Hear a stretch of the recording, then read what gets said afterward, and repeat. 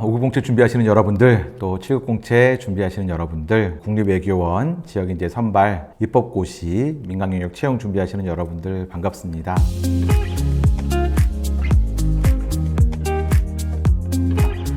벌써 이제 네 번째 우리 이제 만나게 되는 건데요. 아마 첫 번째, 두 번째, 세 번째 영상을 보시면서 제가 드리는 메시지들이 다르면서도 중첩된다는 생각을 많이 하셨을 겁니다. 그런 어떤 전반적인 관점의 변화라는 것을 어떤 작다고 느끼실 수 있지만 궁극적으로는 기출문제를 어떤 대하는 여러분의 태도가 달라지게 될 것이고 단순하게 어떤 정답과 해설에 머무르지 않는 자신을 발견하게 될 겁니다. 훨씬 더 어쨌든 진일보할 수 있는 어떤 기회를 가지실 수 있을 거라고 저는 생각을 하고요. 오늘 영상의 제목을 보셔서 아시겠지만 언어 논리, 자신에 대한 긍정으로부터 시작한다라고 하는 어떤 제목을 가지고 있습니다. 상담 심리라고 해야 되나요? 그런 쪽에서 어떤 나올 만한 이야기인데 제가 이와 같은 제목을 붙인 이유가 있습니다. 여러분에게 합격 수기나 또는 합격한 선배들의 합격담은 어떤 의미가 있습니까? 물론 너무너무 중요합니다. 그렇죠? 소중한 자산이고요. 그런 어떤 합격한 선배들이 들려준 이야기들이 여러분들의 정말 참고할 내용이 많습니다. 그렇죠? 근데 다만 가끔 제가 어떤 상담을 진행하다 보면 학습 플랜을 짜는 데 있어서 그것에서 선배의 모습들은 상당히 또는 합격한 사람들의 모습은 상당히 많이 드러나 있지만 자신들의 모습이 빠져 있는 경우들이 있어요. 그래서 그 얘기부터 좀 하려고 합니다. 저도 강의를 하다 보면 우리가 어떤 흔히 피셋형이라고 부르는 어떤 그런 부류에 속하는 분들을 만나게 됩니다. 별도의 그런 분석적인 공부를 하지 않았음에도 그런 것들의 실력을 갖추고 있는 분들이 계세요. 다행히 그분들이 다수는 아닙니다. 굉장히 극소수인데 그런 분들도 성적도 괜찮게 나오죠. 그래서 그런 분들은 사실 그렇다고 해서 아무런 어떤 노력 없이 그런 걸 얻었느냐? 아니죠. 사실 이 시험을 준비하기 전부터 그 능력과 관련해서 그 능력을 함양하기 위한 여러 가지 기회, 경험이 있었던 것이고요. 그런 것들이 바탕이 돼서 나름대로 우수한 실력을 갖추게 되신 건데, 근데 그런 분과 같이 공부하셨던 분이 계셨어요. 그래서 그분이 이제 자신의 학습 플랜을 관련해서 이제 그 선배의 조언을 많이 참고를 하셨는데, 제가 보기에는 시기적인 면에서 이분이 지금 이제 제가 몇 가지 질문을 드렸을 때 훨씬 더 많은 준비가 필요하다는 생각을 했거든요. 그래서 시기적인 면에서 그렇게 시험에 임박해서 준비하시는 건 제가 봤을 때는 적절하지 않은 것 같다. 별도의 독해 연습이라든지 어떤 논리적 지식에 대한 어떤 공부라든지 이런 과정이 필요하신 것 같다. 그래서 더 좀 시기를 앞당기는 게 좋겠다 이렇게 말씀을 드렸거든요. 여러분들도 합격담이나 합격 수기가 정말 중요하지만 그것이 어떤 절대적인 기준이 될 수는 없습니다. 그리고 자신이 부족한 부분이 있다고 해서 그것을 애써 외면하지 마세요. 제가 자신을 긍정하라고 말씀드린 게 자신을 긍정적으로 평가하라는 뜻은 아닙니다. 긍정적으로 평가하는 것이 아니라 부족한 부분이 있다면 부족한 대로 인정하고 시작을 해야 된다는 거죠. 그래서 앞서 살펴봤던 것처럼 독해라는 부분에 대해서 또 문제 풀이에 관련해서 이해력이라는 부분에 대해서 추론 능력이나 논리적 판단력에 관련해서 부족한 부분이 있다면 그 부분에 대해서 분명히 본인께서 스스로 인정하시고 부정하지 마세요. 나 그냥 선배처럼 합격한 사람처럼 따라가는 게 아니라 내가 그 사람보다 이 부분이 더 부족하니까 더 많은 시간을 투자해야겠구나 또는 더 일찍 학습을 시작해야겠구나 이렇게 생각하시면 되거든요. 그래서 여러분이 오늘 그 강의의 제목에서 좀 의아하게 느끼신 부분은 바로 그런 얘기였습니다. 그래서 자신을 항상 긍정하면서 내 수준이 여기까지 와 있구나. 따라서 나는 무엇을 준비해야 되는가에 대해서 생각하시면서 시험을 준비하시는 것이 또 일정을 잡는 것이 좋겠다. 제 개인적으로는 그렇게 생각을 합니다. 자, 오늘도 문제 하나를 여러분 스스로를 알기 위한 문제 하나를 준비를 했습니다. 이것도 기출 문제고요. 자, 이 문제는 시간은 제가 2분 정도 드리도록 할 거예요. 그래서 이분이 좀 빡빡하실 수 있어요. 근데 그렇게 드리는 이유는 있습니다. 그래서 2분 정도 드릴 테니까 역시 어떤 링크된 파일을 다운로드 하셔서 보시면 되겠고요. 자, 그러면 우리 이제 문제 풀어보고 계속 얘기를 할게요. 자, 문제풀이 시작하겠습니다.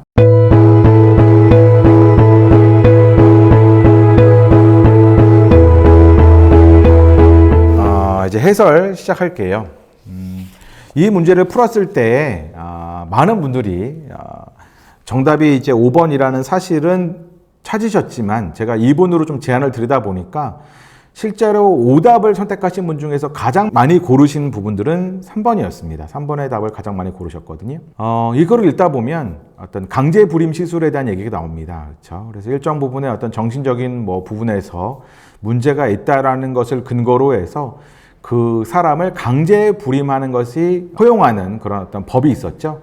이 버지니아주 법이 있었는데 그걸 들으면 여러분들은 사실상 좀 이건 인권 침해적인 어떤 그런 부분인 거 아닌가 이렇게 생각을 하셨을 겁니다. 그리고 그러한 여러분의 생각을 강화시켜주는 것이 바로 중반부 이후에 나와 있는 홈즈 대법관의 판결 내용입니다. 그렇죠? 읽어보시면 사회 전체적인 이익을 위해서 어떤 소수의 사람에게 어떤 불임을 강제하는 것은 위헌적이다, 위법하다 볼 수 없다라고 하는 판결 내용이 나와 있잖아요. 그래서 그런 것들을 보면 여러분들이 좀 약간 사회 전체를 위해서 너무 개인을 희생하는 거 아닌가라는 선입견이 생기기 마련이고요.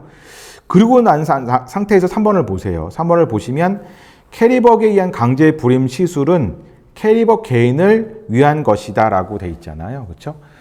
그러면 여러분들은 딱 읽자마자 뭐가 캐리벅을 위한 거야? 이게 무슨 캐리벅을 위한 거야?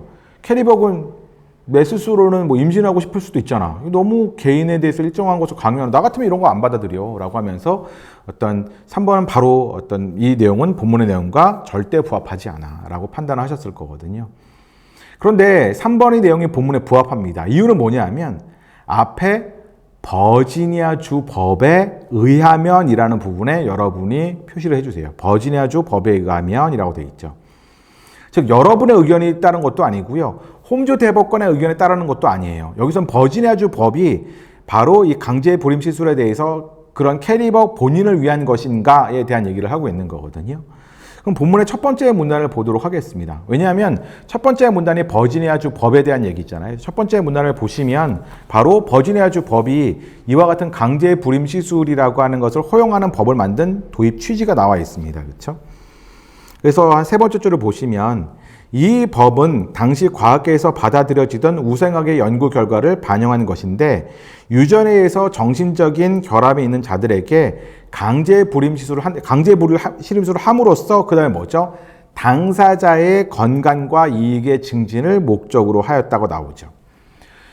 자, 이 버지니아주 법에서 이렇게 봤다라는 겁니다. 지금 우리처럼 생각하는 게 아니라 이건 오히려 그 당사자를 위한 거다라고 어떤 그 법의 도입 취지를 말하고 있거든요. 그래서 3번은 버지니아주 법에 의하면 이거는 캐리벅에게 만약에 강제 그러니까 불임 시술을 강제하였다면 그건 오히려 그 법의 의미는 캐리벅 자신을 위한 것이다라고 해석할 수 있겠죠. 그래서 3번은 본문의 내용과 부합하는 설명이 됩니다.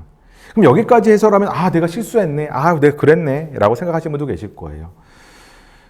설령 5번을 답으로 도출하신 분들 중에서도 5번이 너무 확실해서요, 마지막 문단의 후반부를 보니까 이거 5번은 절대 부합하지 않는 내용이어서 저는 5번을 선택했어요 하시는 분들도 3번 그래도 좀 찝찝했어요 라고 하시는 분도 계실 거거든요. 3번은 저는 아직 고르내지는 못했는데 5번이 정답인 것 같아서 해서 고르신 분도 분명히 계실 겁니다. 그러면 여기서 여러분이 분석해야 될 것은 나는 왜 3번이 본문의 내용에 부합한다라는 사실을 알지 못했을까가 됩니다. 여기서 그냥 바로 해설 듣고 이해했으니까 넘어가. 나 5번 찾았잖아. 그래도 맞췄으니까 넘어가가 아니죠. 3번과 같이 굉장히 어떤 지엽적인 부분에 함정이 있는 경우를 놓쳤다면 그 부분에 대해서 여러분이 분명히 생각해 볼 필요가 있거든요. 자, 우리가 실수라고 말하는 분들이 계세요. 이게 3번에서 버지니아주 법에 의하면 이 부분을 자기가 놓쳤기 때문에 실수다라고 말씀하시는 분이 계신데, 실수라고 하는 순간에 효과는 그겁니다. 실수라고 여러분이 하는 순간에 심적 위안은 되죠. 그러니까 무슨 얘기냐? 나는 능력이 그 이상인데 다만 실수를 했기 때문에 틀린 거라서 분석할 필요 없어. 이 문제에서 더 얻어낼 건 없어 라고 생각하시겠지만, 만약 그것이 정말 실수라면 이와 유사한 어떤 그런 잘못은 다음 시험에서는 반복되지 않아야 되거든요. 근데 여러분이 다른 기출문제를 풀던 또는 모의고사를 풀던 그것에 대해서는 반복적으로 실수를 하는 경우들을 볼 수 있습니다. 그건 무엇을 의미하느냐?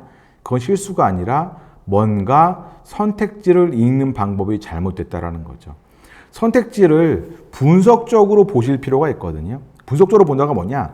3번이 정답으로 선택을 하셨습니다. 여러분들이 5번을 아직 못 봤어요. 3번이 정답인 것 같아요. 그럼 표시하고 그냥 멈추시는 게 아니라 3번의 선택지를 끊어서 보셔야 되거든요.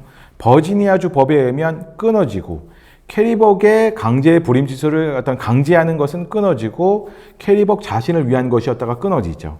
이렇게 끊어놓고 사선을 그어놓고 보면 버지니아주 법에 의한 것이라고 하는 부분이 떠오르면서 여러분이 자연스럽게 첫 번째 문단에서 그 근거를 찾아보려고 할 거고, 틀릴 수 있는 어떤 그런 위험성에서 조금은 벗어날 수 있게 되거든요.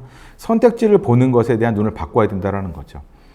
이렇게 제가 말씀드리는 것은 예를 들어서 이게 우리나라 언어 습관이 굉장히 나쁘다가 아니라 효율적으로 구성이 되어 있습니다. 우리나라에서 예를 들어서 다른 사람한테 고백한다고 생각해 보세요. 그러면 나는 너를 사랑해 라고 고백하는 경우는 별로 없습니다. 드라마를 봐도 영화를 봐도 사랑해, 좋아해 이 정도 하죠. 그런데 그러니까 우리나라에서는 주어를 생략을 많이 해요. 앞부분에 대해서 버지니아주 법에 의하면 이런 부분 많이 생략하거든요. 그러다 보니까 우리의 언어 습관은 앞부분은 다 날립니다. 그리고 뒤에 수로 부분이나 목적어 부분부터 듣게 되거든요. 눈으로는 읽고 있어도 뇌는 기억에서 지우죠.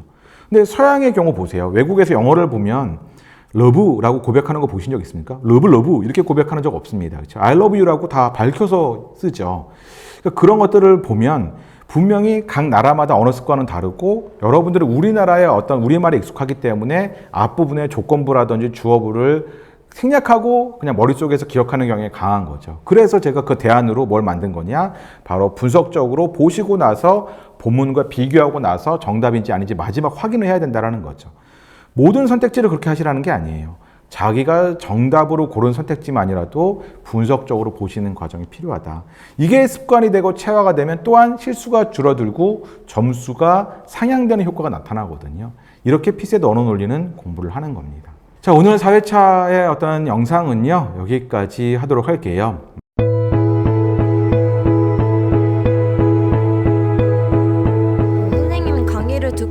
보니까 저는 단순히 실수라고 생각을 했는데 이게 실수가 아닐 수도 있다는 생각이 들었습니다.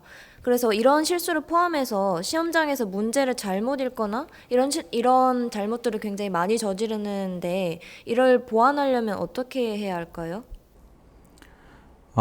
일단은 뭐 실수일 수도 있어요. 정말 뭐 본인의 실수 때문에 틀리는 문제가 없다고 말하기는 어렵습니다. 그런데 되도록이면 실수로 환원하려고 하는 것은 지양해야 됩니다. 그래서 일단은 본인이 문제를 틀렸거나 정답을 도출하는데 많은 시간이 걸렸다면 그것에 대해서 왜 그런지에 대한 생각을 해야 되거든요. 그러니까 무조건 많은 문제를 푸는 것보다는 진도도 물론 중요하다고 본인이 느끼시겠지만, 오히려 그러한 고민의 과정을 통해서 얻어낼 수 있는 것을 가지고 활용했을 때 훨씬 더 실력이 많이 향상된다고 저는 생각을 합니다. 그래서 우리 지금 1회차 영상의 Q&A 시간에도 제가 말씀을 드렸지만, 그때 뭐 양치기, 자료 해석과 뭐가 다르냐라고 말씀하셨는데, 언어 논리는 그러한 자신의 내면 속에 있는 판단의 기준을 느끼는 과정이 필요하거든요. 인식하는 과정, 느낀다기보다는 인식하는 과정이 필요해서 그걸 조정해야 되거든요. 그래서 실수라고 생각이 되시면 일단 실수라고 생각하고 바로 넘어가지 마시고 정말 실수인지 보시고, 자신의 판단의 기준이 잘못된 건 아닌지, 그러니까 뭐 정답과 오답을 가르는, 예를 들면 뭐 추론할 수 있다라는 뜻이 뭔지는 알아야지 추론 문제를 풀 수 있죠. 알 수 있는 것에 대한 문제를 풀 수 있으려면 알 수 있다와 알 수 없다에 대해서 차이를 그러니까 알고 있어야 되거든요. 그래야지 문제를 풀 수 있는 거니까요. 또는 뭐 평가다, 강화다라는 표현을 썼다면 질문지에서 강화라는 뜻이 뭔지는 알아야 되죠. 또는 뭐 쟁점에 대한 분석이라면 쟁점이라는 뜻은 알고 있어야 되거든요. 그런 식으로 본인이 어떤 그런 질문지를 몰라서 뭐 틀렸다면 그 부분에 대한 고민을 하셔야 되고, 또 지문이 어려울 수도 있고, 또 풀이 과정이 잘못될 수도 있거든요. 그렇게 하나하나를 검토해 가시면서, 뜯어보시면서 그런 부분들에 대해서 어떤 뭐 문제점을 찾아내셨다면 그런 것들을 바꾸기 위해서 뭔가 본인의 어떤 풀이 과정들을 정형화해서 스킬북에 정리를 하실 건데, 정형화해서 어떤 정리하는 과정이 필요합니다. 그래서 뭐 내가 추론 문제를 풀 때 자주 저지르는 실수들이 있을 겁니다. 그렇죠? 예를 들면 본문에서는 뭐 어떤 사람들의 경우에는 A라는 경향을 보였다가 됐는데, 뭐 선택지에서는 뭐 대다수의 사람들은 또는 뭐 모든 사람들은 이렇게 나왔다면 그건 분명히 어떤 다른 영역이 되죠. 그런 부분에 대해서도 스킬로 정리해 두시고, 그렇죠? 이런 어떤 추론과 알 수 있는 것에 관련해서 본인이 어떤 그런 판단의 기준을 정리해 두시고 고민을 하시고 이런 것들을 하셔서 그것들을 계속 다른 문제에 적용해 보시고 또 느껴보시고 또 적용해 보시고 문제가 풀리는지 보시고 조정하시고 정리하는 과정이 반복돼야지 자기의 것이 되고 시험 현장에서도 아예 100% 무조건 실수를 안 한다고 볼 수는 없지만 처음 어떤 고민하기 전보다는 훨씬 더 많은 부분에서 나아진 모습으로 문제를 풀 수 있을 겁니다. 그래서 그런 부분에 대한 고통스럽고 어려운 인내의 과정이긴 하지만 그런 과정이 반드시 필요하다고 말씀을 드리겠습니다. 수험생들이 선택지를 잘못 이해하도록 혹은 오류를 범하도록 설계된 출제 의도가 별도로 정해져 있을까요? 출제자가 이제 어떻게 이렇게 문제를 선택지를 내고 그것에 관련해서 본인의 어떤 실수를 유도하는 어떤 경우가 있느냐고 물어보시는 것 같은데요.